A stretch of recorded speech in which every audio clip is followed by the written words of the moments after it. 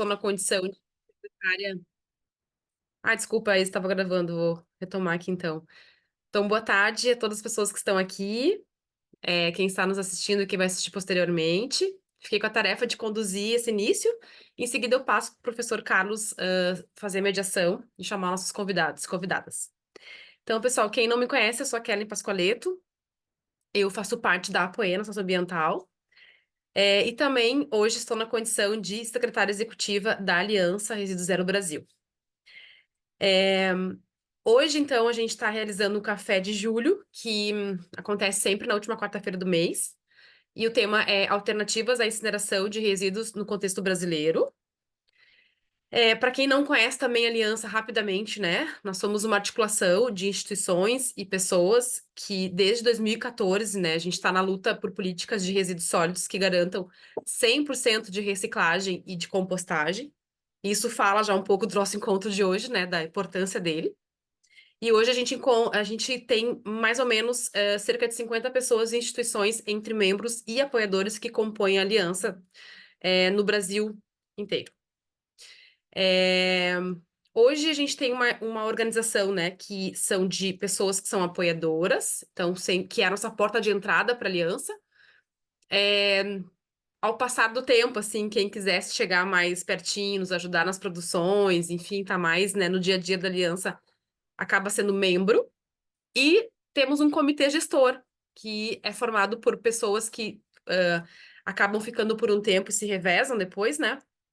Então, entre elas, né, o professor Carlos, que vai mediar hoje o nosso encontro, que é do Nucmate da Unicinos, a Valquíria Cândido, que é do MNCR, o Rafa, que é do Break Free, eu e a Tamara, que somos da Poena, e é esse Mara Silva, que é especialista, né, em gestão ambiental, e a Jéssica Duchini, que é advogada e doutoranda em políticas públicas. Hoje a Aliança tem um recurso que paga a Secretaria, a parte de comunicação, que é financiada por Gaia, América Latina e Caribe, que tem como mote principal essa luta, né, contra a incineração.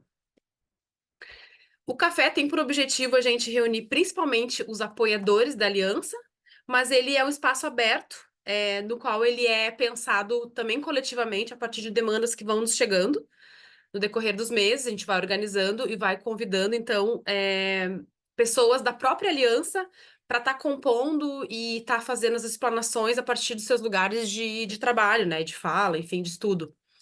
Então, tem esse objetivo, então, de ampliar a aliança, né, fomentando aprendizagem, conexões, proporcionar troca de experiências entre as pessoas que compõem a aliança e também pessoas que ainda não conhecem e queiram se aproximar da gente, né? Como eu falei no início, toda a última quarta-feira do mês acontece esse café, das 2 às 3. Hoje, em especial, a gente vai ficar até às 13h30, porque são mais pessoas que estão compondo a mesa, e o tema também é mais robusto, né, digamos assim. E aí, quem tiver alguma ideia, quiser propor alguma coisa, pode nos procurar nas redes sociais, pode, enfim, me chamar no WhatsApp, pode mandar e-mail, que a gente vai pensando juntas, a composição, então, dos próximos cafés. Que a ideia é fazer sentido para todo mundo, né? Só para pensar a programação, então, essa é a minha fala de abertura. Agora eu passo para o professor Carlos, que vai fazer as honras da casa e vai mediar esse encontro. Depois, né, os nossos convidados, né, o Carlos Henrique, a Débora e o Davi estarão com a gente. E a gente vai ter um tempinho considerável de perguntas e respostas que a gente acha que é importante também, né? Que tem essa troca, que a gente possa reforçar as explanações. E aí, o professor Carlos agora vai seguir, então, e eu queria só também agradecer a Vitória Mello, que está aqui com a gente, né? Que é do Caxias Lixo Zero, também, porque esse momento agora está sendo realizado principalmente porque fomos provocados por esse movimento, né, de Caxias Lixo Zero, para poder explanar sobre esse tema, ampliar esse debate e esclarecer alguns pontos que, por vezes, nos confundem, né? Então, espero que a gente aproveite esse momento e que, enfim, a gente se coloque à disposição também para estar construindo, pensando, refletindo e avançando nessas pautas tão importantes para a gente também. Professor Carlos, está com você. Obrigado, Kellen, e obrigado aí a todas e todos que estão presentes. E também a Vitória, né, pela provocação. A gente, na verdade, já vem discutindo essa temática há pelo menos 3 anos na RZB, já com alguns seminários e discussões, muitas discussões internas, mas também externas. Confesso que é um tema que há um pouco mais de 30 anos atrás, eu acreditava que nós, enquanto Brasil, não íamos precisar estar discutindo ele, em função de um pouco mais de 30 anos a gente ter estabelecido, né, a coleta seletiva, a triagem dos resíduos e a logística reserva dos resíduos sólidos urbanos como uma forma sustentável de fazer voltar para a cadeia produtiva, né? A gente vai estar discutindo isso, mas chegou ao Brasil, né? Essa solução, ou para alguns como uma solução, para outros, né, apenas uma visão de fim de tubo, de incineração, de redução de volume de resíduos sólidos, mas que agora vem com a questão da recuperação energética ou do aproveitamento energético como uma forma de viabilizar esse processo, né, de incineração, ou processo então de redução de volume de resíduos sólidos urbanos para desviar de aterro e como eu disse, um pouco mais de 3 décadas depois, que a gente tinha estabelecido como, eu diria até como uma solução muito inédita e quase inédita e inovadora, né, em termos de mundo, né? E se a gente vai para a Europa muito pouco, né, faz o tipo de trabalho que nós fazemos aqui, que os catadores fazem, especialmente como prestadores de serviço ambiental. Então, nós vamos estar discutindo aqui hoje um pouquinho, tá, Vitória? O pessoal de Caxias trouxe uma demanda bastante grande, né? Obviamente, em 1 hora e meia a gente não vai conseguir, já vou te adiantando, né, Vitória, que a gente não vai conseguir cobrir todas as questões, né? Então, convidamos aí o Carlos Henrique, da Frente de Alternativas à Incineração, o Davi, do Movimento Nacional de Catadores, e eu convidei uma pesquisadora que está trabalhando comigo na Unicino, no PPG de Engenharia Civil, a Débora, né, que está fazendo um levantamento, né, em relação aos impactos associados a essas tecnologias, né? Então, a gente vai tentar abordar aqui algumas questões, e nós pensamos aí, né, Kellen, de 10 a 15 minutos para cada apresentador, para depois a gente ter um espaço de discussão, né, com as pessoas que estão aqui presentes. Tá? Essa é uma temática que não se esgota nessa discussão aqui hoje, obviamente, mas a gente precisa, né, levar esclarecimentos, né, para a população, e por mais que venham notícias de fora de que é uma tecnologia altamente sustentável, né, a gente tem uma série de preocupações em relação a isso, até porque nós conquistamos, por mais de 3 décadas, como eu estou me repetindo, uma solução realmente sustentável. Então, eu já de imediato, né, eu passo a palavra para o Carlos Henrique, né, fazer a sua fala, por favor. E mais uma vez, obrigado por atender aí a nossa... Boa tarde a todos e a todas. Queria agradecer o convite. Estou muito feliz aqui de estar de novo, né, com várias companheiras e companheiros, a Nina, a Beth, Davi, né, muitas delas, né, que a gente começou juntos a Aliança Resíduo Zero lá em 2014. Então, já me apresentando aqui, eu sou o Carlos, sou arquiteto urbanista de formação e ambientalista de atuação, né? E ao longo da minha trajetória em diversas políticas públicas, eu virei um pouco lixólogo, né? Trabalhei bastante com resíduos, e aí essa trajetória acabou aí conhecendo, né, muita gente, me alinhando aí também com os catadores e as catadoras de materiais recicláveis, e aí junto com a Beth, né, e mais outras companheiras e companheiros, a gente estruturou e organizou e pôs para funcionar a Aliança Resíduo Zero em 2014, o que me deixa muito feliz. Hoje eu estou um pouco afastado, né? Estou licenciado, porque estou aqui como assessor parlamentar de uma deputada, né, no estado de São Paulo, mas ainda trabalhando em prol aí da boa gestão e da gestão sustentável de resíduos.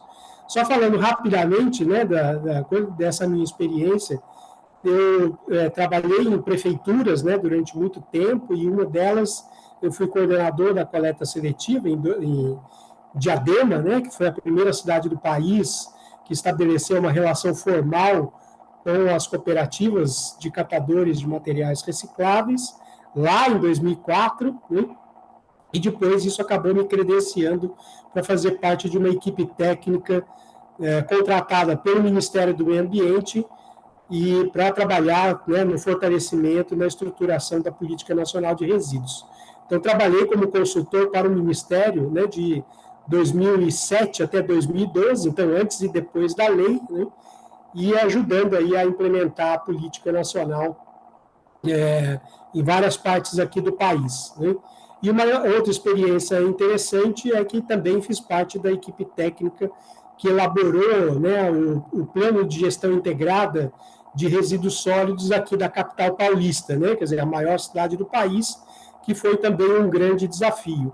E aí esse processo, então, ele é uma das referências nossas, né, e é isso que eu queria trazer aqui, já de início, em que essa experiência, ela já trazia aí, né, o plano de São Paulo, lá em 2014, há 10 anos, né, então, essa indicação, né, de alinhamento com os conceitos da economia circular, voltados principalmente para a recuperação máxima dos resíduos gerados. E, obviamente, como a gente já tinha a política nacional vigorando, a gente trabalhou com diversos aspectos voltados aí à não geração e à redução da geração de resíduos sólidos. Inclusive, dentro do plano, né, ou acoplado ao plano de gestão integrada de resíduos de São Paulo, estava ali também o plano de educação ambiental e comunicação social. Né? Então, aqui fazendo um salve enorme para a Nina, né, que coordenou esse programa, esse plano, e que, infelizmente, não foi implementado na cidade de São Paulo, que poderia dar um novo alento, né, para a gestão de resíduos aqui no Brasil, e que a gente poderia, de fato, ter um exemplo muito claro e concreto dessa política que a gente defende de recuperação máxima dos resíduos, né, e não a destruição deles, como é o caso de diversas tecnologias como a incineração, né, mas também a pirólise, a gaseificação, né, e outras tecnologias aí que estão tentando se implementar aqui no Brasil, e em completo desrespeito à política nacional, né, e também em completo desalinhamento com os nossos desafios da atualidade, né, do planeta, de redução das emissões, né, e de diminuição e redução drástica dos impactos, né, sobre o ambiente natural, aí desde o início, né, da cadeia aí produtiva, que é a etapa inicial, né, que é a extração de recursos naturais. Então, assim, a gente tem, de fato, né, e eu queria já trazer isso, acho que o Davi e a Débora vão trazer outros elementos importantes, e aí a gente dialoga sobre isso, mas é que a gente, né, de fato, deveria, e já tem, né, exemplos claros e concretos, e tem esse potencial de trabalhar com políticas e com modelos de gestão voltados à recuperação máxima dos resíduos, sejam os resíduos secos, né, sejam os resíduos úmidos e orgânicos, deixando aí apenas os rejeitos, né, que, como a gente viu aqui no município de São Paulo, giravam ali no máximo a 15%, né, do volume total gerado pelas residências, né, ou os resíduos sólidos urbanos domiciliares, né. Então, assim, o plano de São Paulo, ele ainda para mim, pelo menos, né, ele continua sendo uma referência por diversos aspectos. Primeiro, porque ele foi elaborado de forma participativa, né, então nós tivemos ali a contribuição de toda a sociedade civil e também da academia, né, E as diretrizes que foram postas, né, na estrutura do plano estão totalmente alinhadas, né, não só com as bases de atuação e o que gerou, né, a Aliança Resíduo Zero, mas também, né, completamente alinhados com o conceito da economia circular. A economia circular, como todo mundo sabe, né, é inspirada na natureza, onde nada se cria e nada se perde, tudo se transforma, né, menos queimar e destruir, né, a matéria-prima, e todos os investimentos que foram utilizados, empregados na produção dos produtos, né, quando você incinera, quando você destrói os resíduos, você acaba e elimina com todos os investimentos que já foram colocados, né, na produção daquele produto, então, a energia, a matéria-prima, a mão de obra, né, tudo isso, né, incinerado, é destruído e eliminado toda a possibilidade de você conseguir continuar com a circularidade necessária que o mundo hoje exige, né? E aí, por fim, acho que é importante colocar, já vou terminar aqui, essa minha primeira parte, que é o caminho, né, que os países desenvolvidos estão adotando. Trago aqui, né, os dois exemplos concretos, não só da Comunidade Europeia, que já estabeleceu nas suas diretivas, né, nas suas normas do continente, o desincentivo, não só à implantação, a proibição à implantação, mas o desincentivo à manutenção, né, e renovação das usinas de incineração, a não ser em casos específicos, né, e também o caso dos Estados Unidos, que começaram lá em São Francisco e agora já evoluiu, né, então, para o estado da Califórnia, também não só essa proibição, ou, né, o impedimento, né, para que a incineração continue operando nesses locais, mas o principal disso não é só a proibição, mas principalmente o incentivo e a linha, né, adotada por esses países no sentido da recuperação máxima dos resíduos gerados, ou seja, de apoio, incentivo e fortalecimento da reciclagem dos resíduos secos e da compostagem e da biodigestão, que também é uma tecnologia que pode gerar energia, e ela é limpa, né, ao contrário das outras, e que a gente pode, então, ter, de fato, um avanço em relação à gestão de resíduos e ao reaproveitamento máximo de tudo aquilo que a gente tem gerado aí nas nossas atividades humanas. Tudo isso, esses caminhos, tanto da comunidade europeia como, né, do que está crescendo nos Estados Unidos, são exemplos para a gente de que isso é possível, e ainda mais olhando para a realidade do Brasil, em que a gente tem a participação, né, e o grande empenho, dedicação e resultados do trabalho dos catadores e das catadoras de materiais recicláveis, que são, né, agentes fundamentais dentro dessa cadeia toda, né, e que aí, né, depois eu deixo mais uma coisa, mas vou fazer uma provocação já, num resultado que para a gente aqui no Brasil, São Paulo trouxe de uma forma muito contundente, que é o nível de informalidade da cadeia econômica da reciclagem neste país, né? O plano de resíduos daqui de São Paulo trouxe exatamente esse cenário, mas com dados muito concretos. Então, a gente tem extrema dificuldade de avançar na recuperação de resíduos, justamente também pelo grau de informalidade dessa cadeia econômica, que, na verdade, nada mais é do que a exploração de quem trabalha efetivamente pela recuperação dos resíduos sólidos. Tá bom? Então, espero que tenha contribuído aqui logo no início para esse diálogo, e estou à disposição aqui para as perguntas que vierem do público participante e também dos demais interessados. Obrigado mais uma vez pela oportunidade. Obrigado, Carlos Henrique, e certamente já anotei algumas aqui. Passo a palavra agora para o Davi, né, representando aí o Movimento Nacional dos Catadores. Obrigado, Davi, pela tua presença. Opa, achei que ia ser o último. É, dá para ouvir? Sim, sim. Maravilha.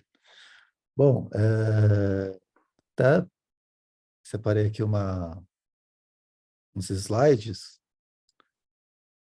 ver se eu consigo projetar ele aqui.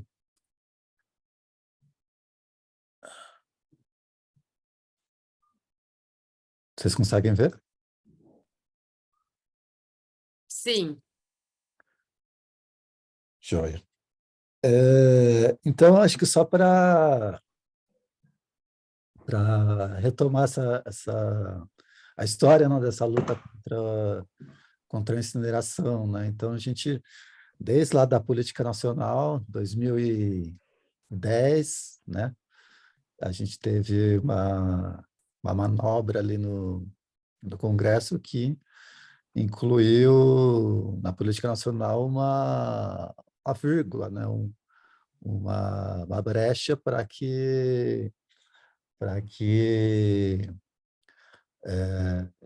os poderes públicos utilizassem essas tecnologias de recuperação energética, né? Não fala em incineração, não fala necessariamente que isso é uma prioridade, pelo contrário, né? Tem uma hierarquia de tratamentos que precisam ser seguidos ali pela lei, né? Primeiro você faz a redução, depois a recuperação, para no último caso, fazer a destinação em aterro ou recuperação energética, né? Mesmo assim, as empresas, as prefeituras, os governos, eles ignoram totalmente a política nacional e só leem esse trechinho aí de que pode ser usado tecnologias de recuperação energética e ainda empenham aí, né, a maior parte dos recursos públicos para esse tipo de tecnologia que a gente sabe que é poluente, que é incompatível com a própria política nacional de resíduos, né? Porque, enfim, tem aqui uma porção de argumentos que a gente trabalha em relação a o quanto é ruim a questão dos incineradores, né? Então, tem a questão de saúde,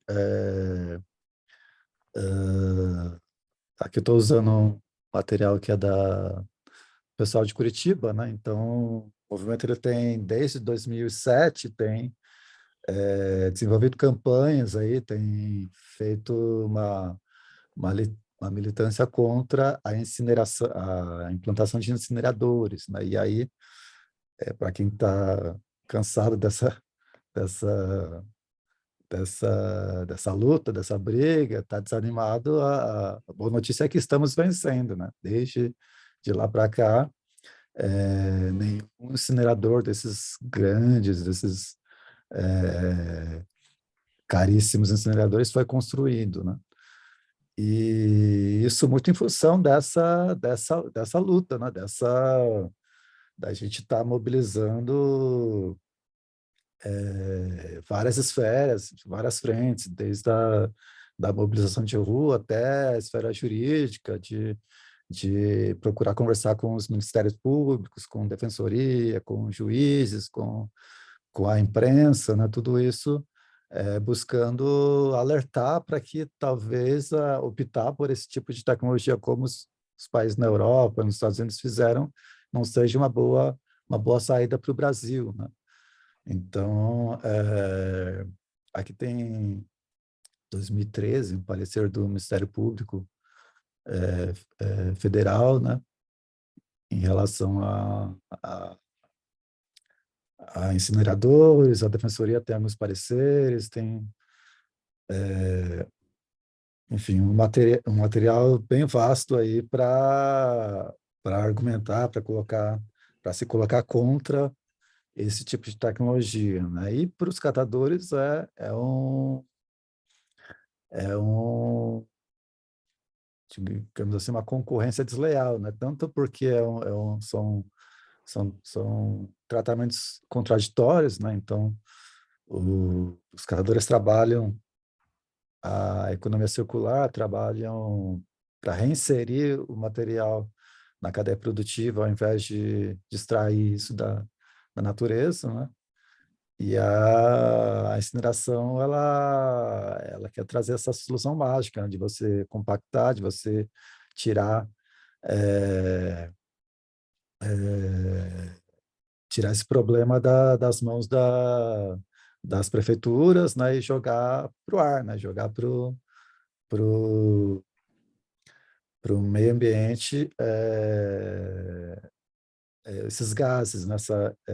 Esse problema em forma de poluição, e que, num contexto de mudanças climáticas, né, algo que vai agravar ainda mais essa questão do aquecimento global.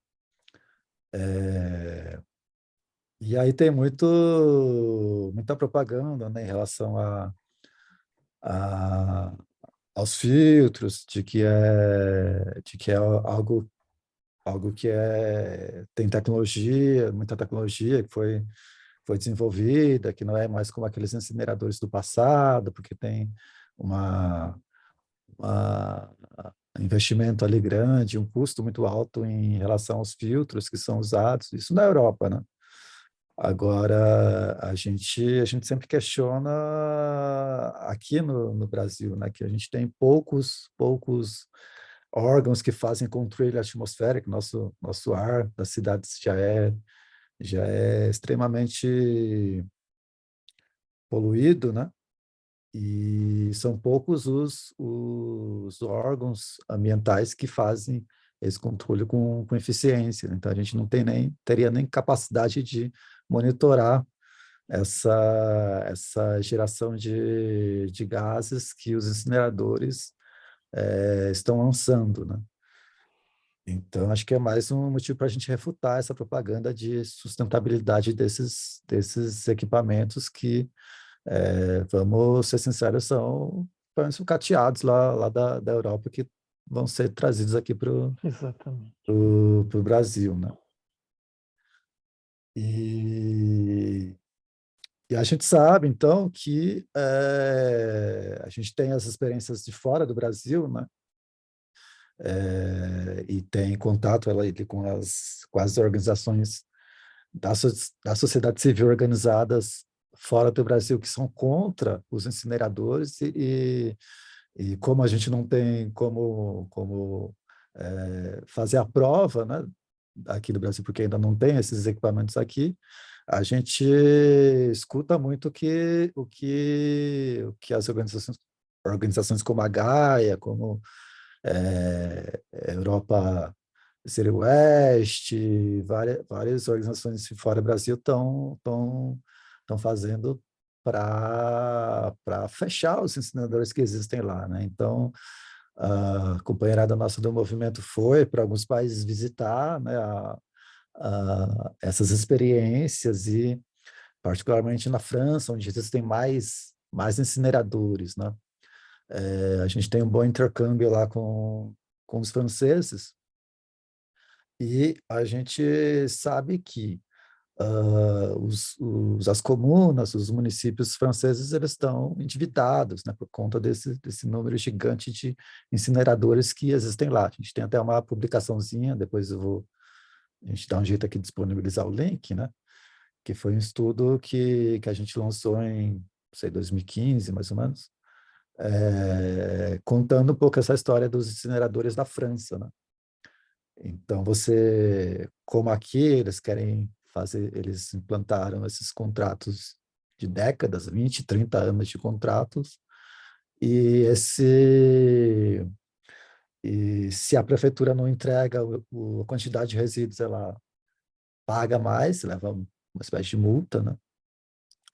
E o orçamento público desses municípios estão engessados, né? Estão comprometidos exclusivamente com essas tecnologias, com esses incineradores. Então, prova um pouco que, economicamente, para os municípios não é viável essas tecnologias caras, né? E, além disso, são tecnologias que são extremamente impopulares, né? Então, existem vários movimentos que são contrários à implantação desses incineradores na Europa, há mais incineradores, e existe um movimento muito forte pelo fechamento daqueles mais antigos, né, e não construção de novos incineradores por lá.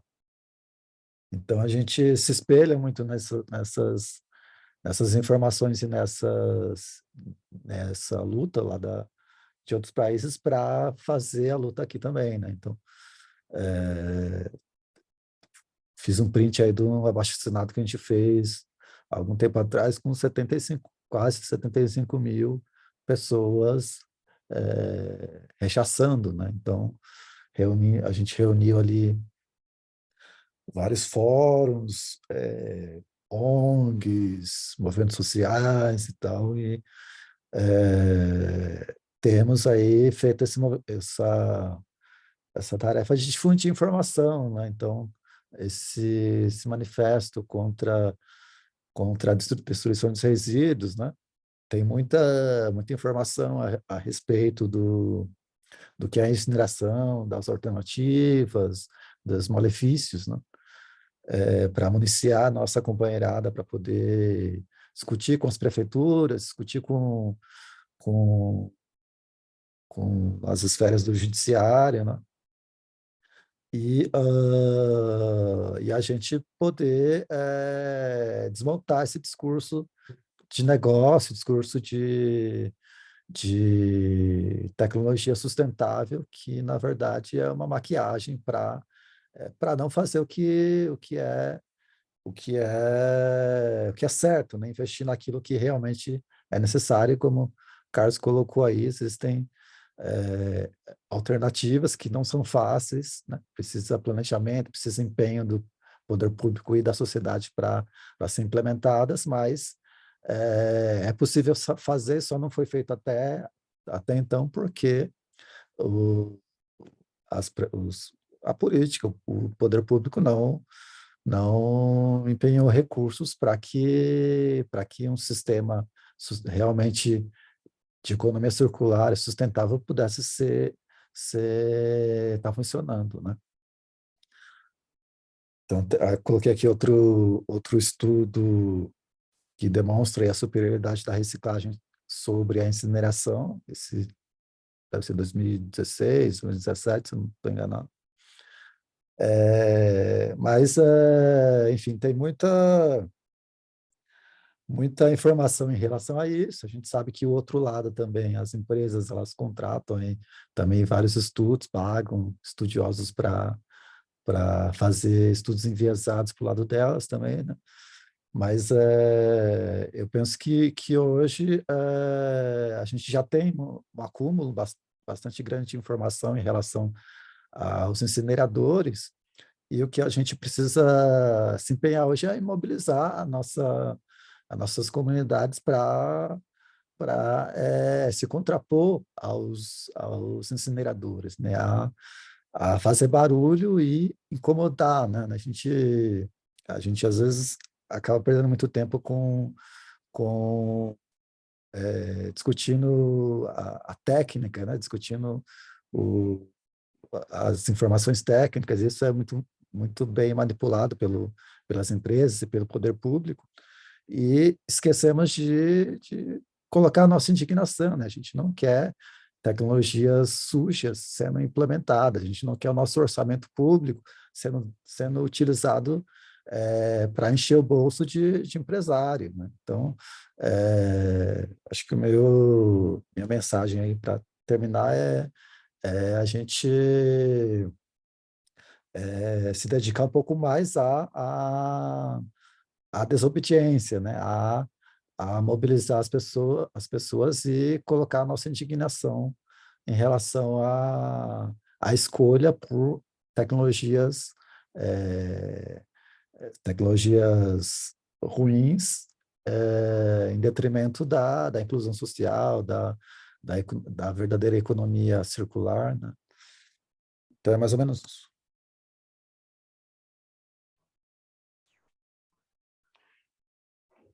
Obrigado, Davi. E, sem dúvida, né? A gente precisa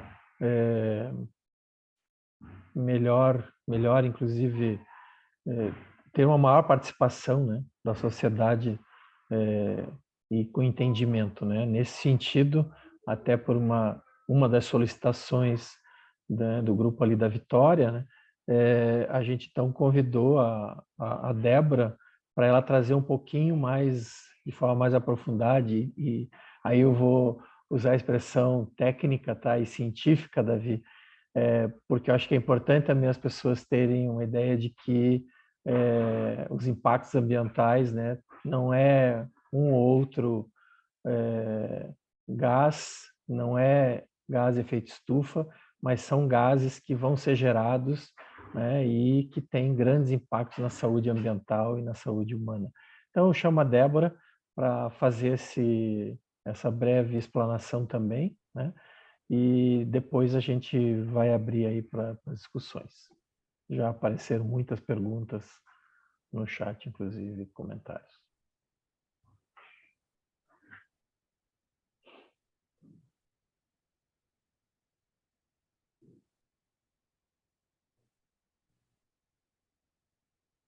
Vai aparecer a apresentação? Sim. Então, boa tarde. Eu agradeço o convite do professor Carlos, da Aliança Resíduo Zero, pela primeira vez de estar aqui, né? Eu fiz uma apresentação bem sucinta, eu acho que só completando o que o Davi falou agora, né? Sobre os impactos, né, de forma bem abrangente, dos impactos dos poluentes da incineração, na saúde e também no meio ambiente. Então, a incineração ela proporciona impactos diretos e indiretos, né, ambientais e na saúde. Durante a incineração, então, a gente sabe que tem alguns materiais, né, que quando incinerados, né, como materiais oriundos de fundições de bateria, chumbo ácido, metais de refino, áreas de mineração, as indústrias de fertilizantes ou até mesmo das indústrias petroquímicas e de polímeros, quando incineradas, né, elas produzem poluentes, né? E como o professor Carlos falou agora há pouco, não são poucos, né? São muitos poluentes. E dentre esses poluentes, né, listei alguns aqui, que são mercúrio, chumbo, níquel, manganês, cádmio, cromo, os materiais particulados, o dióxido de enxofre, os ácidos clorídricos e fluorídricos, né? Os óxidos de nitrogênio, monóxido e dióxido de carbono e também os furanos e dioxinas. Acho que é importante salientar que quando a gente fala de impacto, né, o impacto pela incineração, a gente não está falando só de um meio, né? A abrangência desse impacto, tanto no meio ambiente quanto na saúde, é muito maior do que a gente pensa, né? Quando um solo é contaminado, eu trouxe um exemplo ali, quando um solo é contaminado por um desses poluentes, né, ele inicia no solo, e a contaminação desse solo, ele pode ser transmitido, então, para a água, né, e também para uma planta que está buscando seus nutrientes nessa água. O solo foi contaminado por um dos poluentes, pela incineração, né? Esse solo, né, quando contaminado, ele pode influenciar as características físico-químicas de pH, salinidade, estrutura e porosidade. E pode contaminar a água, que por sua vez pode contaminar a planta e voltar a contaminação por ar. Então, a contaminação ela é muito mais abrangente do que a gente pensa, né? Ela pode começar por um meio e ser transmitida pelos outros meios, né? Ela pode começar pelo ar ou pelo solo ou pela água, né? Então, ela não é só por um meio. Então, o impacto ambiental de uma incineração ele é muito maior do que a gente pensa, muito maior do que a gente fala, né? Qualquer um desses poluentes listados aqui, tem muito mais, eu listei alguns, Qualquer um desses poluentes, ele pode estar, então, poluindo o ar, plantas, água, solo e contaminando e degradando áreas, né? Áreas locais, áreas regionais ou maiores ainda, né? Aqui eu trouxe um exemplo, né, das dioxinas e o furanos no meio ambiente, porque elas possuem uma característica muito específica, que são a acumulação em ambientes aquáticos e terrestres. Essa característica das dioxinas e dos furanos, elas são muito impactantes, porque elas são extremamente lipofílicas. Elas vão acumulando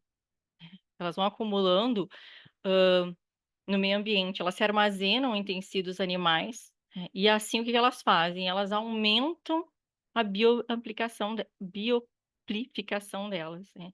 E assim os elementos ao longo da cadeia alimentar. Então, o que pode começar lá no início com uma contaminação de uma concentração bem pequena, ao longo da cadeia alimentar e ao chegar lá no final da cadeia alimentar e chegar no ser humano, ela pode estar muito maior. Então, às vezes, mesmo que em concentrações pequenas, essas dioxinas e furanos, elas podem causar os impactos muito grandes, tanto na saúde como no meio ambiente. Aqui eu trouxe uma tabelinha só para mostrar como funciona o efeito, né? Então, essas duas substâncias que eu trouxe aqui, que são os dioxinas e furanos, elas têm o LOCCAL, que é o coeficiente ali da água e óleo, né, entre 6,8 e 6,1. Elas são extremamente lipofílicas. Então, elas acumulam muito no ambiente aquático e terrestre, né? E esse impacto, então, ele pode ser desde local a regional e muito maior, como eu tinha falado antes.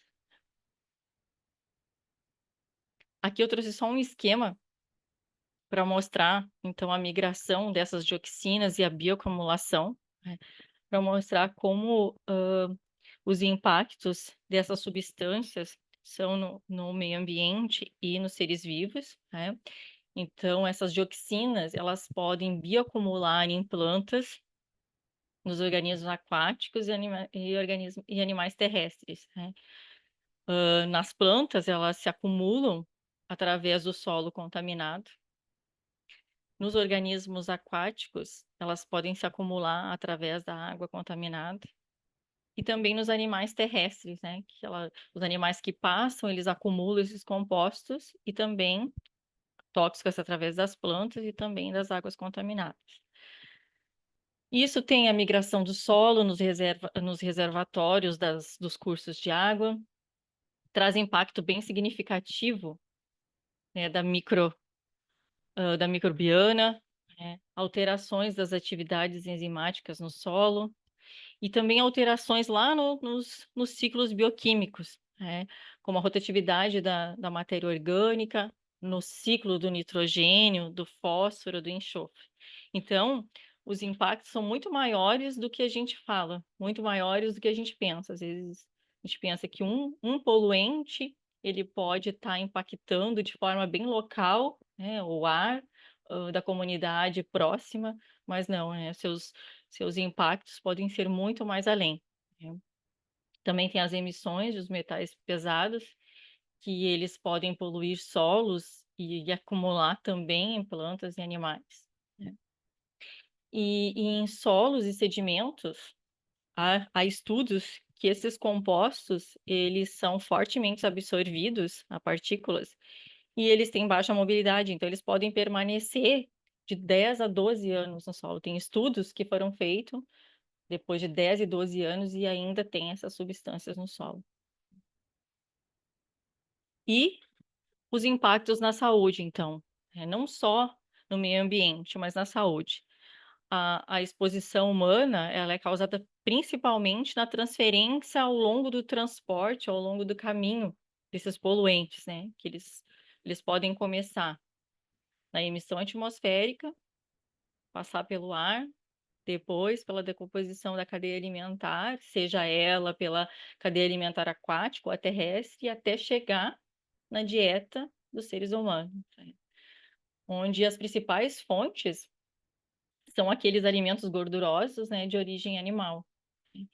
E podem representar até mais de 90% do total desse ingresso das dioxinas e furanos para uma população em geral. E eles podem permanecer no organismo das pessoas e se acumular por ao longo de tempo.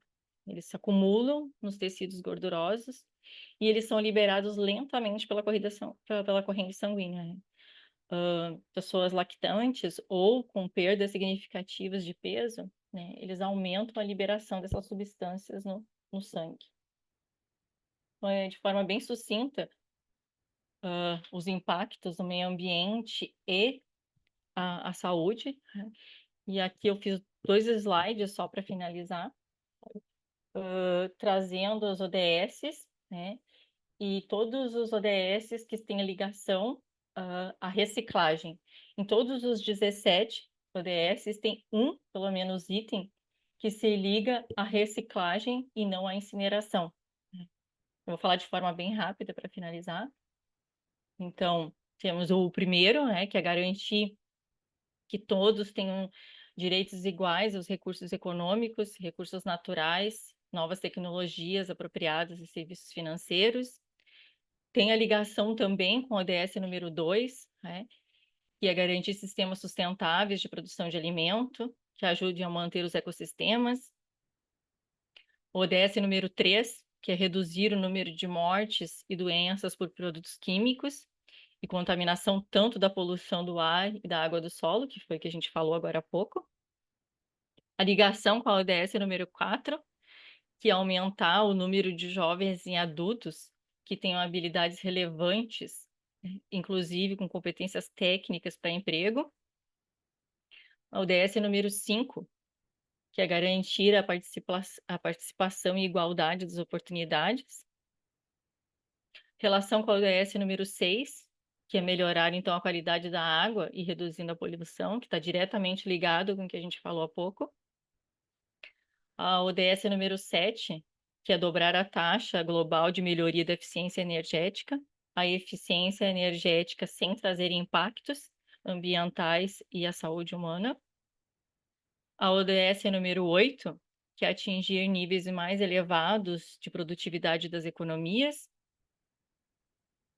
A ligação com a ODS número 9, que é reabilitar as indústrias para torná-las sustentáveis. A ODS número 10, que é progressivamente alcançar e sustentar o crescimento de renda da população. A ODS número 11, que é reduzir o impacto negativo das cidades. A 12, que é alcançar a gestão sustentável e uso eficiente dos recursos naturais, também está diretamente ligado com o que a gente falou há pouco. A ODS número 13, que é melhorar a educação, a conscientização e a capacidade humana sobre a mitigação. A ODS número 14, que é prevenir e reduzir significativamente a poluição marinha de todos os tipos. A 15, que é combater a desertificação, restaurando a terra e o solo degradado. A 16, que é garantir a tomada de decisão responsiva. E, por fim, a 17, que é promover o desenvolvimento, a transferência e a disseminação e a difusão das tecnologias ambientalmente corretas. Acho que é isso. Falei bem rápido, de forma bem sucinta. Obrigado, Débora. E eu, de imediato, passo a palavra para a Vitória para iniciar a nossa discussão aí, Jaquim. Falar um pouquinho também do grupo de vocês aí, o que levaram vocês a também trabalhar nessa temática aí, né? Talvez algumas pressões estão ocorrendo no município lá. Maravilha. Então, obrigada, Carlos. Boa tarde a todos. Me chamo Victória. Primeiramente, eu queria aqui agradecer, né, a oportunidade e principalmente o acolhimento aí, né, que veio principalmente através da Kellen, dessas nossas demandas aqui de Caxias. Eu vou trazer um pouquinho um contexto, assim, bem rápido. Mas, então, só para me apresentar, né, eu sou bióloga, trabalho com sustentabilidade, com gestão de resíduos, e me conectei aí com a Aliança Resíduo Zero através da minha empresa de consultoria em sustentabilidade, que é, então, apoiadora da Aliança. Mas hoje eu estou aqui como... Vocês estão me ouvindo? Sim. Ah, tá. Apareceu uma notificação aqui, mas... Então, então, hoje eu estou aqui representando o Caxias Lixo Zero, que é um coletivo de voluntários. Nós estamos aqui em Caxias do Sul, no Rio Grande do Sul. E desde 2020 a gente atua aqui em Caxias com educação ambiental, sensibilização, mobilização socioambiental. E a gente vem, desde aqui desse ano, mais ou menos, nos movimentando em relação às questões de aproveitamento energético de resíduos, mais especificamente no nosso contexto aqui, a pirólise, porque houve está acontecendo, na verdade, né, uma revisão do nosso PMGIRS, e eles estão, né, colocando, o município está trazendo a pirólise como uma solução aí para os nossos rejeitos, tá? Eles trazem para os rejeitos e resíduos orgânicos, e a gente vem aí, então, fazendo uma mobilização desde que a gente tomou conhecimento desse movimento. Paralelamente a isso, do PMGIRS está acontecendo e foi aprovado, e já está, se eu não me engano, em fase de licença de operação, uma planta de pirólise conduzida pela Universidade de Caxias do Sul, aqui na cidade. Essa planta está sendo, ou foi prevista, né, para ser instalada dentro do aterro sanitário municipal, e a gente está tentando acompanhar isso tudo. Nossa atuação está sendo mais com o PMGIRS, porque por conta essa planta, por ser algo bem da universidade, não é muito divulgado, né? Não é muito falado sobre isso. E nossa atuação ali dentro do PMGIRS, então, foi participar dessa audiência pública, trazer nossas considerações, né? A gente conseguiu nos reunir com o comitê técnico que escreveu esse plano, né? Que na verdade, está reescrevendo esse plano, tanto por parte da Secretaria do Meio Ambiente, quanto por parte da empresa contratada pela prefeitura para escrever esse plano.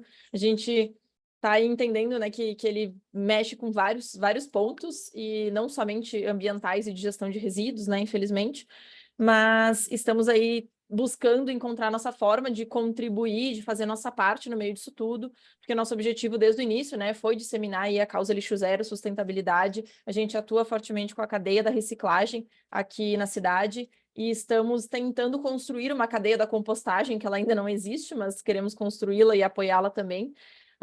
E principalmente fazendo esse trabalho de sensibilização da população, né? Porque a população precisa entender, e não precisa ser a nível tão técnico, mas precisa entender o que está acontecendo, para também saber lutar contra e apoiar ou não, né, o que vem de proposição aí por parte do município.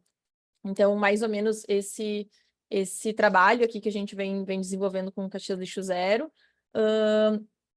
Enfim, agradeço mais uma vez, agradeço também os membros do Coletivo Lixo Zero que estão aqui hoje e que nos ajudaram, né, a fazer todo esse movimento. E essa demanda veio justamente dessa nossa vontade, essa nossa sede de querer fazer mais, e ainda faltar um pouco de conhecimento. A gente está buscando, né? Nem todo mundo dentro do coletivo é técnico da área, muita gente não é. Mas então a gente surgiu essa necessidade, e a gente se conectou com a aliança para discutir. Então estamos muito felizes que estamos aqui hoje para esse momento.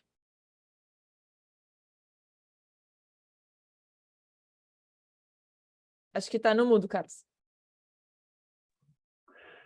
Obrigado, Victória. Eu que agradeço.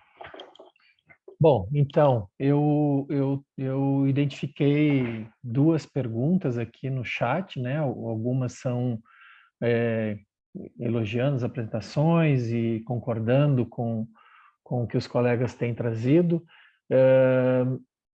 Acho que tem uma pergunta aqui da própria Kelly, né? Que coloca que quem defende a incineração diz que os catalisadores, filtros dariam conta de evitar essa poluição. Como vocês enxergam isso? Sabemos que no Brasil, para começar, esses filtros nem teriam fiscalização, mas caso eles existissem.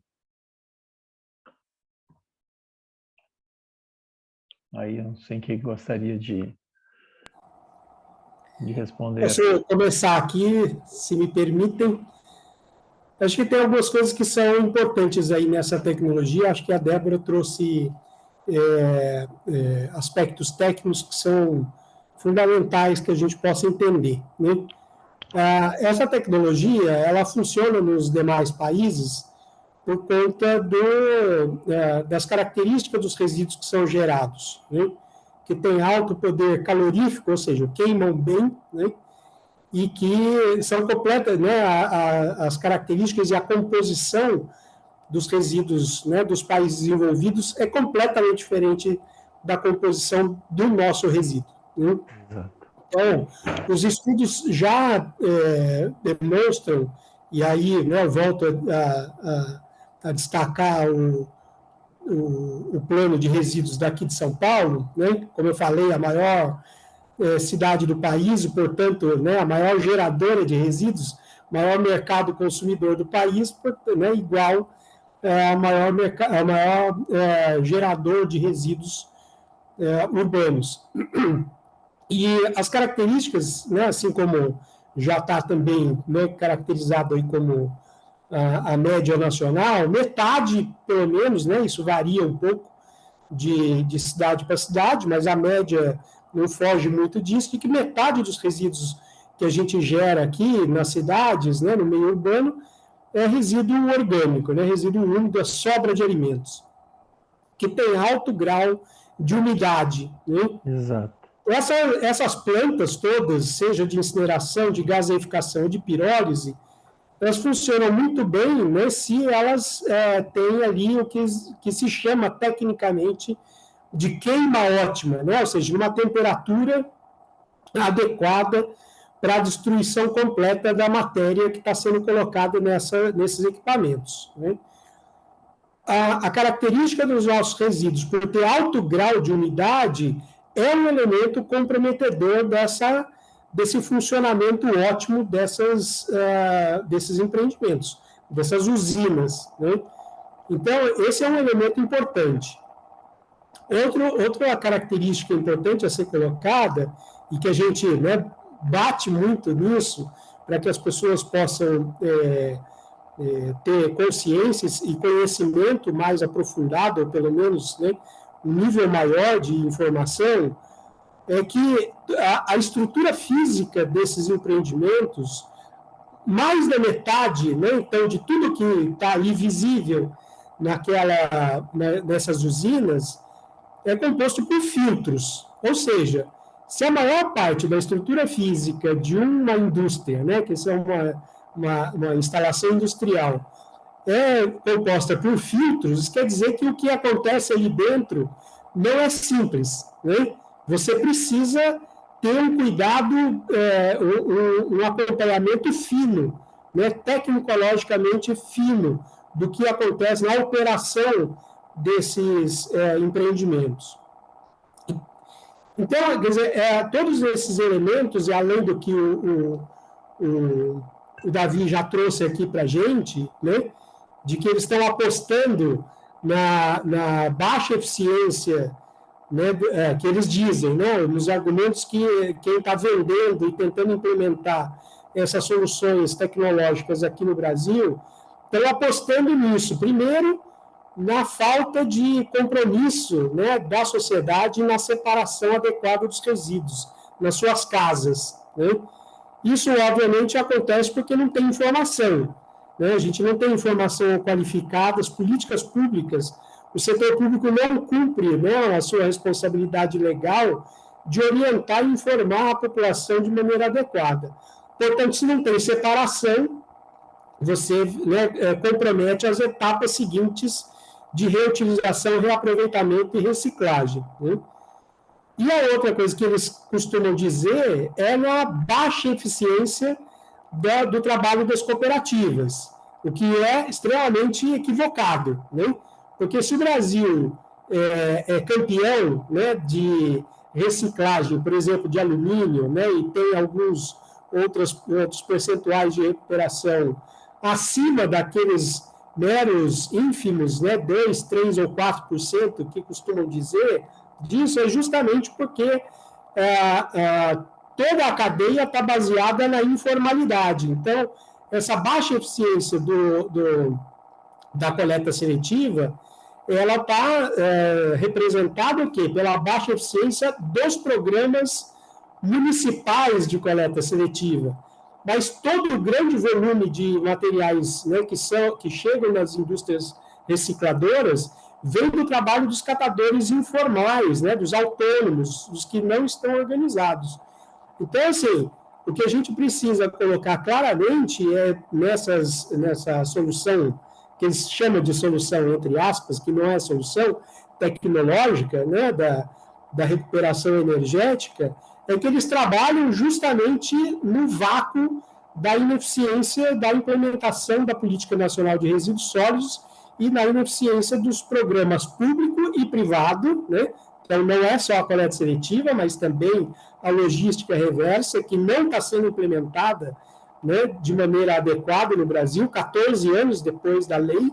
Então, é preciso que a gente faça, de fato, um esforço para que a Política Nacional de Resíduos Sólidos seja implementada, seja seguida e seja respeitada em todos os seus aspectos e, principalmente, nas responsabilidades e nos instrumentos que ela traz, né? Então, assim, tem mais alguns aspectos que são importantes além da própria tecnologia, né, da incineradora, ou da pirólise, ou da gaseificação. Obrigado, Carlos. Logo depois, ali no chat, tem uma outra pergunta da pessoa intitulada iPhone aqui, é uma brincadeira, mas é que ela acabou não botando o nome, que se o reciclável e demais resíduos forem descartados adequadamente, ou então reciclados, o rejeito, em vez de ir para o aterro, seria incinerado, né? E qual seria o impacto da contaminação e poluição? Acho que o Carlos já trouxe um pouco isso, né? Mas só complementando, na verdade, assim, o Carlos falou na questão que a gente aqui na área da energia se fala em PCI, né? Quando se fala em poder calorífico, e aí é PCS e PCI, poder calorífico superior e inferior. Então, isso tecnicamente define, né, a capacidade de um determinado material ser utilizado para a geração de energia, ou energia térmica, ou energia calorífica, né? Desculpa, elétrica, térmica, calorífica, estamos falando a mesma coisa, basicamente. E aí que vem os contraditórios, né? Em várias apresentações que já foram feitas na defesa desse processo seja de combustão ou pirólise, né? Precisa trabalhar com os materiais que têm alto poder calorífico, para que esses processos sejam eficientes, como disse também o Carlos, né? Buscam a melhor combustão possível, ou a melhor eficiência do ponto de vista energético. Quando a gente fala em rejeito, né, que vai para o aterro, nós estamos falando em materiais bastante heterogêneos, que não têm mercado, e que estão ali os mais impactantes do ponto de vista ambiental, né? É o isopor, é o poliestireno, é o PVC, os poliuretanos, né? E que vão contribuir para a geração dessas emissões. Então, aí é um primeiro erro, um grave erro de quem defende a incineração, de trabalhar com rejeito, porque o rejeito é o pior material, além daquilo que o Carlos já comentou, que vai ser provavelmente o material que está mais sujo, mais úmido, né? E aí perde a eficiência, né? Tendo que secar esse material antes dele. Além do que o rejeito vai ter outros materiais, pedaço de vidro, etc., né? Que vão estar presentes ali. Então, na verdade, essa tecnologia que daí, né? Eu devolvo até para vocês, né, que estão saindo algumas matérias dizendo que existem 1000 usinas no Japão, 1000 usinas na Europa, que fazem a recuperação energética dos resíduos sólidos urbanos, quando, na verdade, né, há um grande problema que, mesmo com todo o investimento em termos de filtros, né, hoje os filtros não são suficientes para evitar que vários desses gases poluentes sejam formados, né? Eles precisam passar por um outro processo que ainda está sendo estudado pelos países, né? Então, assim, nós estamos só para, já vou passar a palavra, é que nem aquela tecnologia de plasma para queimar para destruir o Tetra Pak, né? É uma tecnologia extremamente cara para fazer uma solução em que a reciclagem, né, ou o não uso do Tetra Pak seria muito mais eficiente para a sociedade. Bom, Carlos. Só queria complementar, professor, que é exatamente isso que o senhor falou. Quer dizer, é um completo contrassenso, já que o nosso resíduo ele é muito úmido, né? Ele tem uma alta carga de umidade, né? É um completo contrassenso você ter que injetar energia para diminuir a umidade para gerar energia. Quer dizer, não tem lógica isso. Né? Então, isso foi o que eu escrevi no chat agora, né? Quer dizer, eles falam que vão separar, que vão fazer uma separação antes de ir para a incineração, para a pirólise, o que não é verdade, né? Isso pelas características dos nossos resíduos, eles vão aproveitar que está tudo misturado e encaminhar, né, para a geração de energia elétrica também os resíduos recicláveis. Obrigado pelo espaço para complementar. Ok. Vitória, ou não sei se o Davi, a Débora. Mas a Vitória levantou a mão. Diga, Vitória. Bem rapidinho, só para complementar e encaixar, ver se a gente compreendeu, né? Eu estou aqui com o PMGIR nosso na mão, e ele fala sobre um projeto de resíduos recicláveis para instalar uma unidade de aproveitamento energético dos resíduos orgânicos. Vai contra tudo isso que a gente falou, né? Dos resíduos orgânicos e do poder calorífico deles. Não, aí resíduo orgânico não faz o mínimo sentido ele ser queimado, e sim trabalhar daí com a produção de biogás, né, a partir de reatores anaeróbicos. Aí sim, aí tu gera um valor aqui desse gás metano que pode ser transformado em energia e qualifica o resíduo que fica no reator para ser transformado em adubo. Né? Maravilha, muito obrigada. Exatamente. Só para complementar o professor, exatamente. E isso é o que está aqui no Plano de São Paulo também, né? Para estruturação em ecoparques, né? Que é outro que eles estão se apropriando aí, essa turma do mal, né? Mas na proposta do plano daqui de São Paulo, esses ecoparques teriam essas usinas de biodigestão, né? Como o professor colocou aqui, que era justamente para tratar os orgânicos em grandes volumes, né, que são gerados aqui na cidade de São Paulo. Mas essa é uma tecnologia que a gente defende e é adequada, inclusive porque, né, como o professor colocou aqui, um dos gases que são gerados, né, no processo de decomposição da matéria orgânica é o metano, né, que é um dos gases de efeito estufa. Então, a biodigestão ela é adequada, sim, para as nossas características do Brasil. Obrigado, Davi.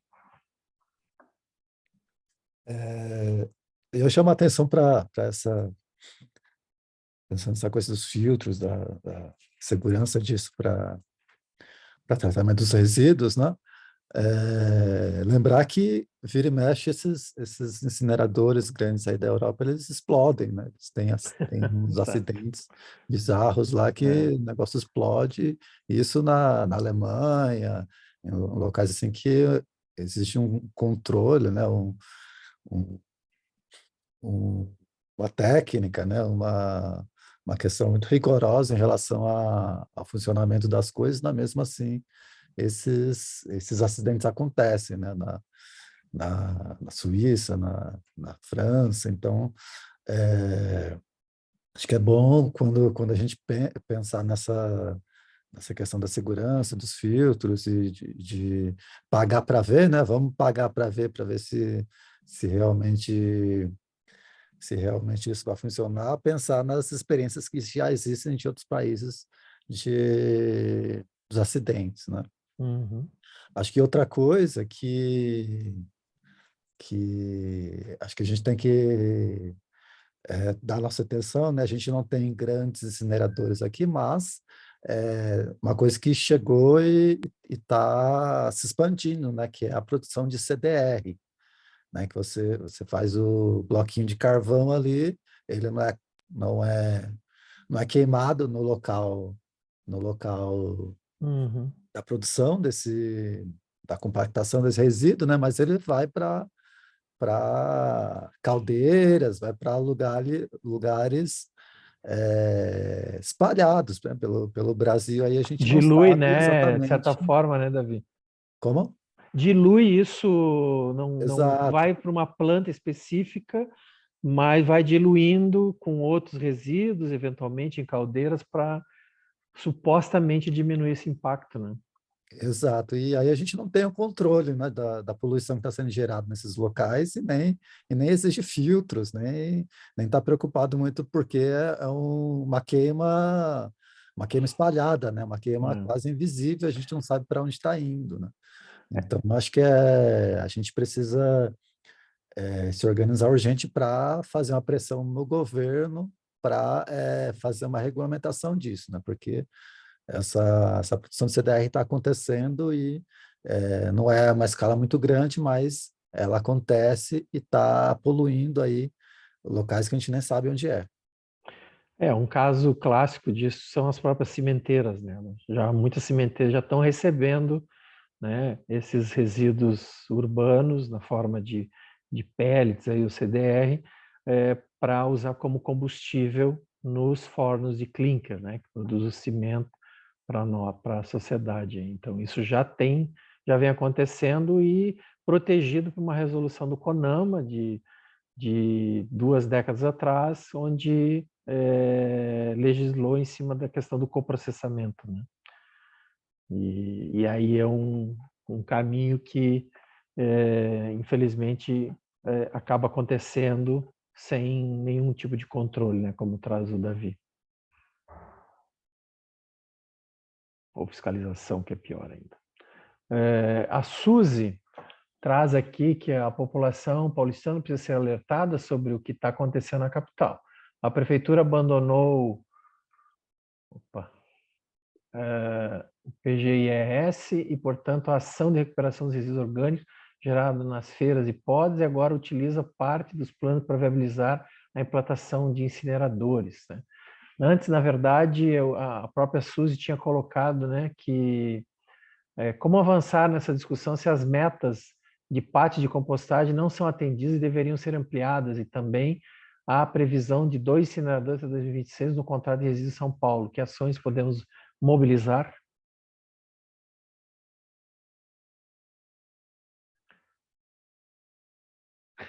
Davi já falou, né? Eu acho que eu posso responder um pouco, talvez mais, Carlos. Oi, Beth. Então, posso ir? Claro.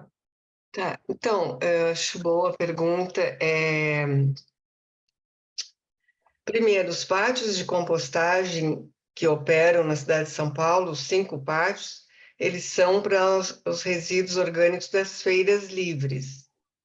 Então, que são grandes geradores, é um serviço público e tal, não está se falando, eles têm que ser ampliados, algo interessante, né, que a gente sempre dá relevo quando faz todas as críticas à Prefeitura de São Paulo, a gente sempre valoriza a existência, né, desses pátios que reciclam esses resíduos orgânicos das feiras livres, 180 feiras das 955.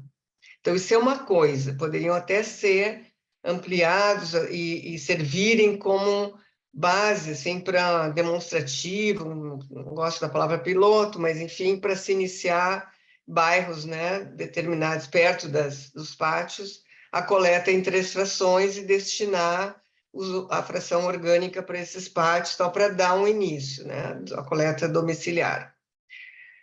Bom, isso é uma coisa. A outra nós entramos, né, a campanha São Paulo Composta Cultiva, que é formada por 58 parceiros e 4 redes também que estão, né, 3 delas estão na campanha, que é o próprio Movimento Nacional de Catadores de Materiais Recicláveis, Observatório da Política Nacional de Resíduos, Aliança Resíduos Zero Brasil e o Observatório do Clima entramos como representação no Ministério Público, né, em março desse ano.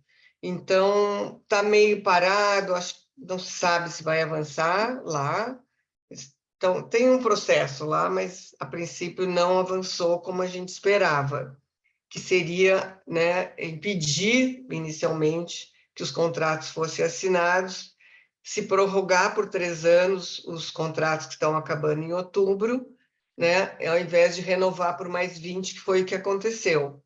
Mas a gente então propunha, então, se necessário, revisar o PGIS, né, uma conferência municipal, etc., mas isso já não aconteceu, os contratos foram assinados em junho, 2 contratos com 2 grandes consórcios.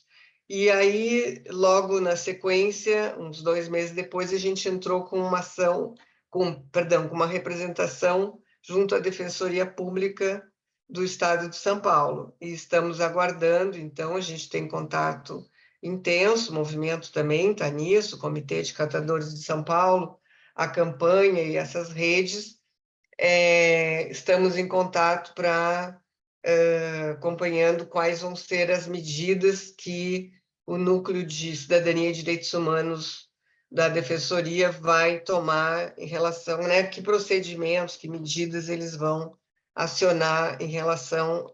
Agora seria, nós estamos pedindo a anulação de parte do contrato, chegou à conclusão que é melhor pedir não anulação de todo o contrato, mas da parte justamente que prevê um primeiro incinerador em 6 anos e um segundo em 12 anos. Não é para 2026, como alguém escreveu no chat. Pelo menos nos estudos da FIP, a gente não teve acesso ainda aos contratos, né? Então, a gente pediu, né? A Defensoria pediu pela lei, e então a gente está aguardando isso. E a outra coisa, para fechar, que o Davi falou bastante, que a gente se soma muito nisso, é justamente em São Paulo, né, e em qualquer outro local, a mobilização social, né? Então, isso é muito importante. Todos os lugares que me chamam, eu fui no CADES, né, Nina, me chamaram, fui na comunidade Beija, que é uma comunidade na Zona Oeste de São Paulo, bem grande, tal, que faz hortas comunitárias, tal, onde me chamam e nos chamam, a Nina também é uma ativista, a Rispar, outras pessoas, o Carlos faz um trabalho junto com a gente muito importante, o Carlos Henrique, que foi expositor. O Carlos, ele não falou, mas ele fez uma coisa maravilhosa, assinando como aliança, né, Carlos, que foi para a gente ter argumentos quanto teria se cumprido, né, de desvio do aterro, da matéria orgânica e dos recicláveis secos, se o PGIRS tivesse sido cumprido. Então, se chega a 71% em 10 anos. E a gente usa fortemente digamos, esse cálculo que o Carlos fez em cima das metas desenhadas lá pelo PGIRS. E a ultimíssima coisa que, pensando acho que quem que é de Caxias do Sul, da Vitória, e outras pessoas que estejam no ativismo, Vitória, eu acho que a gente fez, não conseguimos, porque, não, enfim, por várias questões que a gente pode contar depois, mas a gente conseguiu aprovação em todas as comissões da Câmara de Vereadores de um substitutivo a um PL que tinha na Câmara de 2019, proibindo a incineração. Então, na última votação, a prefeitura, né, a despeito de todas as tentativas de diálogo, elas disseram que não iam sancionar e fecharam as portas, e a gente entendeu que eles não queriam um marco regulatório municipal que respaldasse juridicamente a não queima. Então, estava lá proibido queimar e implantar a coleta seletiva em 3 frações. Enfim, outras coisas eu posso mandar para você, especialmente, Vitória. Eu acho que é uma ferramenta, né, interessante, que a gente também pode utilizar, que é construir essas leis que nos dariam mais respaldo para questionar juridicamente, né, a implantação da incineração. É isso. Obrigada. Obrigado, Beth. Bom, a gente está chegando ao fim, temos mais 7 minutos, né?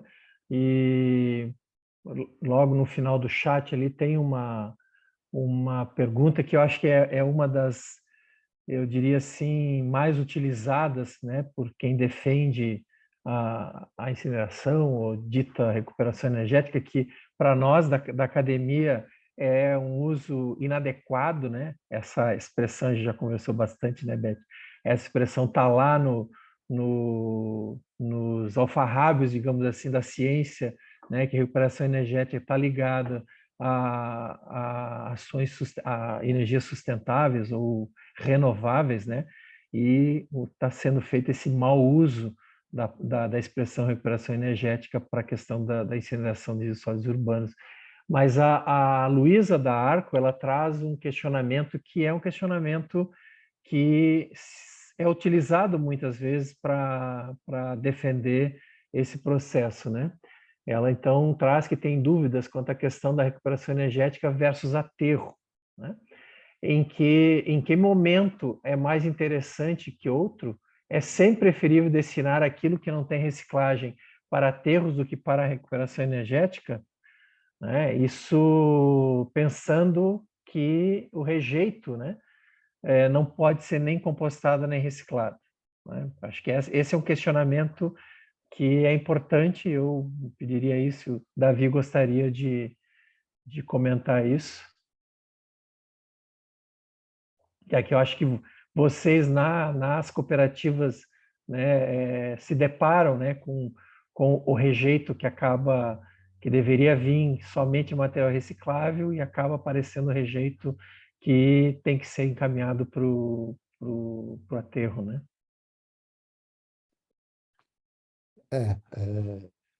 Acho que é legal falar do plástico, né? Então, Isso. E acho que é bem esse o ponto mesmo, né? então até recentemente a gente está aí junto com outras organizações aí, defendendo o PL 2425, que está no Senado, PL Uhum.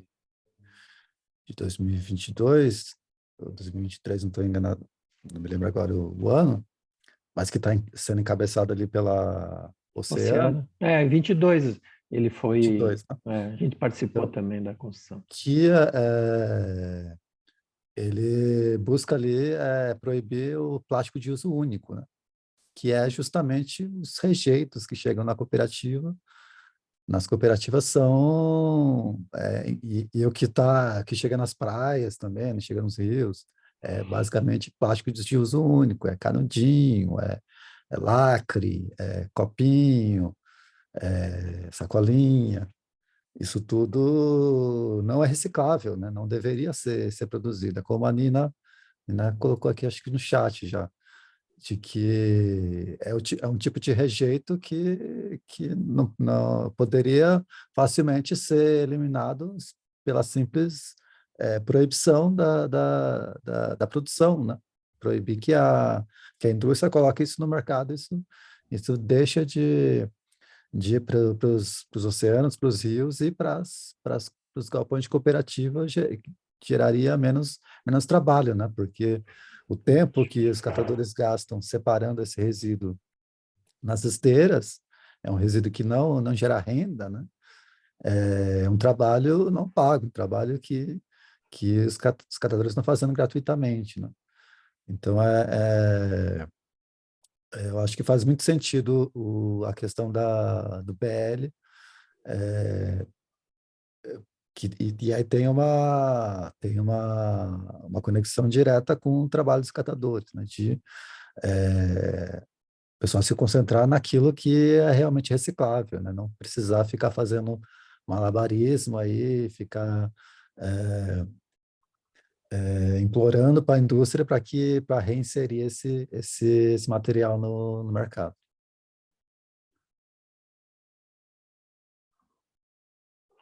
É isso aí, obrigado. Então, na verdade, o que o Davi traz, né, que esse PL, né, que foi encabeçado pela Oceana, tem apoio de várias, né, do movimento de catadores, mas também a RZB, né, a gente contribuiu bastante aí para a construção desse PL, que do banimento, né, dos plásticos de uso único, porque assim, voltando para a questão do PCI, né, Carlos Henrique, do poder calorífico, o plástico é o de maior poder calorífico, gente.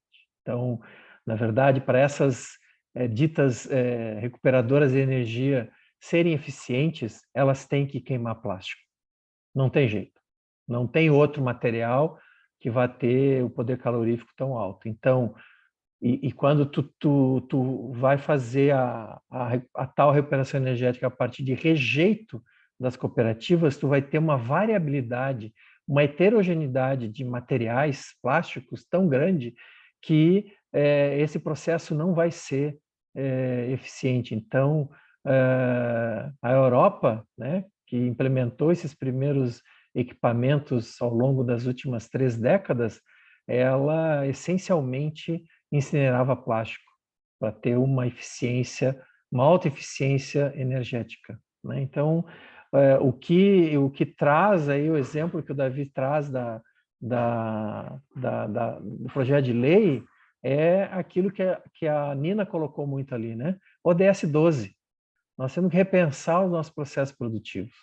Nós temos que rejeitar o uso, né, de determinados plásticos, embalagens que nitidamente não são hoje recicláveis, né?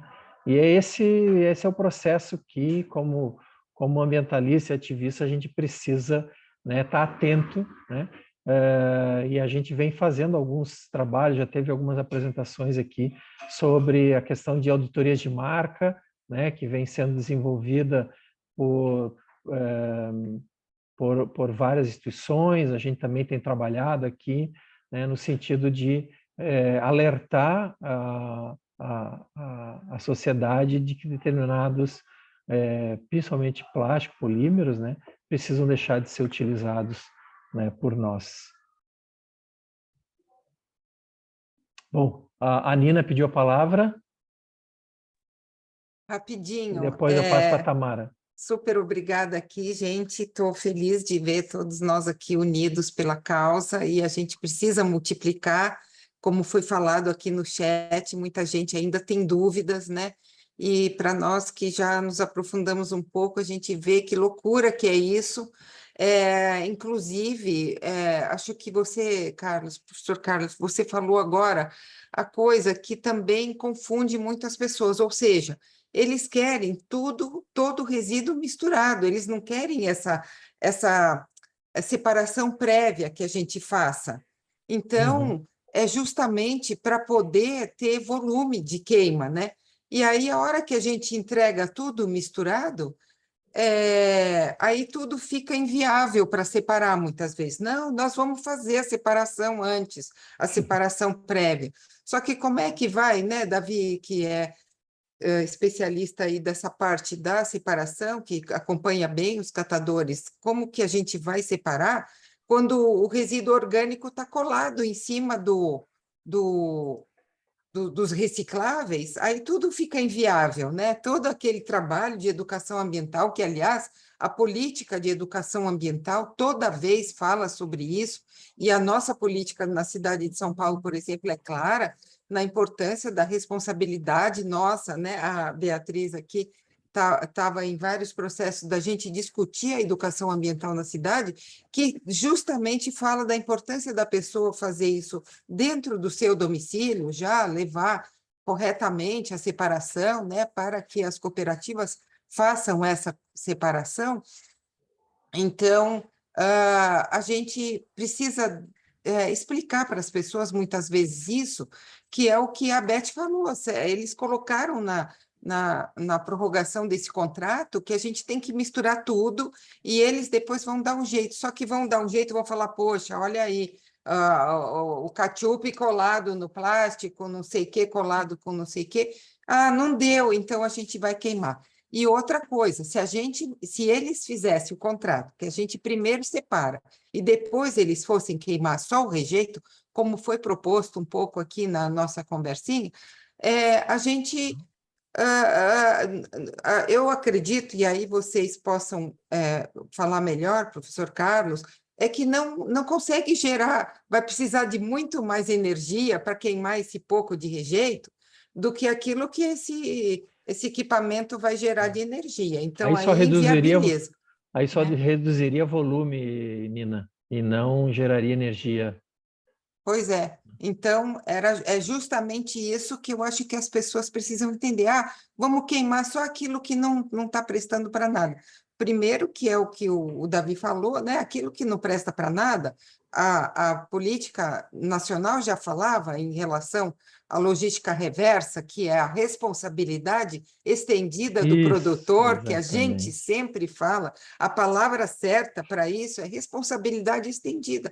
Se eu vou colocar no mercado uma coisa que é tóxica, que faz mal para a saúde ambiental, social, seja qual for, vão falar, não pode gerar. É o que acontece, você não pode produzir. É o que acontece com esse rejeito, né? Então, eu acredito que é tudo feito para que funcione dessa forma, de queimar tudo, e principalmente o papel e o plástico, e aí a gente fica sem trabalho para os catadores, com todos esses impactos que a Débora trouxe, exatamente o que isso acaba, essa poluição, e é invisível a olho nu. Em Barueri, aqui perto, estão querendo colocar, né, esse incinerador, que é perto de uma área nobre ali, que eles têm um bairro nobre, etc., né, que é o Alphaville. Essa poluição toda vai para cima dessas pessoas, em todos os lugares. Vou começar a plantar coisa, vai estar tudo contaminado. Então, assim, as pessoas não percebem essa correlação, porque eu acho que elas não enxergam essa poluição. Provavelmente, esses impactos é que a gente precisa estar falando. Obrigada, gente. Obrigada, Nina. Tamara, só para ir. Bom, pessoal, eu queria só comentar, né, que essa abordagem do tema não se encerra aqui. Acho que esse café foi bem importante, assim, para trazer esclarecimentos sobre vários pontos. E comentar com vocês que dentro da Aliança Resíduo Zero, junto com os membros e apoiadores, a gente está prevendo aí uma série de produção de conteúdo nas mídias sociais sobre esse tema, que vão desde indicação de leituras, a explanação dos motivos do porquê que incinerar não é, né, uma alternativa, mas também trazendo quais as soluções que a gente tem que estão previstas em lei. Então, em breve, a gente vai fazer o lançamento desses conteúdos nas nossas mídias sociais e vamos disponibilizar esses cards e essas legendas também, caso vocês queiram utilizar, tanto para divulgação interna, quanto nas mídias sociais dos projetos e movimentos e instituições que vocês fazem parte.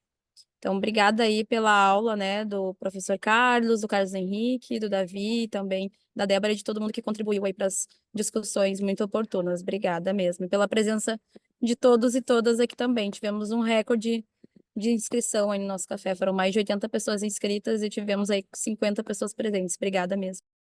Vamos abrir as câmeras para tirar a foto, Valeu. Kellen. Obrigado, Tamara. Boa, Abrir as Beth. câmeras para tirar uma foto, Carlos. Pessoal, quem não está em contato com a gente, coloquei nosso e-mail novamente ali. Quem quiser, enfim, conversar, se aproximar, serão bem-vindos. Vamos tirar uma fotinha, então. Tu tira, Tamara, aí ou eu tiro? Tiro. Pode deixar que eu tiro. 1, 2, 3 e...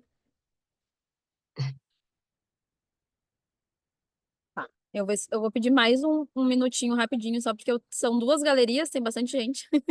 Então, eu tô aqui salvando a primeira foto. E vou tirar uma foto da segunda galeria. Só um momento. Agora é a segunda. 1, 2, 3 e... É isso, então. Ok, gente, obrigado. Uma boa tarde. Boa Continuamos tarde. na luta aí. Obrigada, gente. Tchau, querida. Tá, gente, obrigada. obrigada. Tchau, tchau.